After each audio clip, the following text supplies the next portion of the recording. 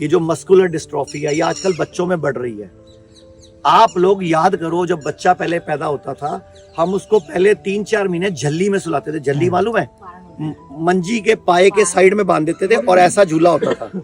उसमें क्या होता था, सिर ऊपर रहता था, पैर ऊपर रहते थे, तो पेट में ब्लड घूमता था। अभी आप झूले लेके आते हो क्योंकि आपके पास पैसे आ गए हैं, और गांव में भी लोगों ने झल्ली बंद कर दिया है। वो बच्चे की सिर की संरचना, पैर की संरचना यू शेप से हटकर आपने स्ट्रेट कर दी, तो ब्रेन में ब्लड के इम्बैलेंस हो जाते हैं। ब्रेन में जितना ब्लड नहीं चाहिए वो भी पहुंच जाता है। बच्चे को साउंड स्लीप नहीं आती। आपने देखा है, जो झल्ली होती थी वो माँ के गर्भ की तरह होती थी। हाँ। जैसे माँ के गर्भ में बच्चा टेढ़ा रहता है, हाँ। झल्ली में टेढ़ा रहता है। झल्ली में बच्चा सोता था, आजकल का बच्चा जागता है। पहले क्या होता था, जरा सा सोया, जरा सा उठा, माँ ने झल्ली हिलाई, फिर सो गया।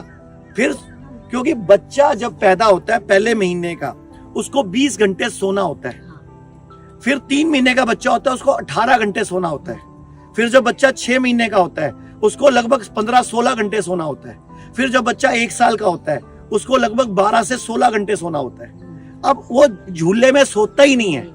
जब उसकी नींद ठीक नहीं होगी तो ब्रेन में ब्लड सर्कुलेशन बिगड़ गया, घुटने में बिगड़ गया, पैर में बिगड़ गया, तो बच्चों के दिल में छेद आ रहा है, मस्कुलर डिस्ट्रॉफी आ रही है, ऑटिज्म आ रहा है। तो मैं सारे भारत से बोलूंगा, अपने घर में एक एक खाट रखो, खाट, मंजी नहीं तो एक डंडा बनवाओ, उस पे झूला बांध दो। ऐसे झल्ली कपड़े की बांधनी होती है और उसमें सुलाना था, क्योंकि बच्चे को कई महीने तक मानसिक रूप से मुझे विकसित करना है, तो उसको वही गर्भ चाहिए, गर्भ।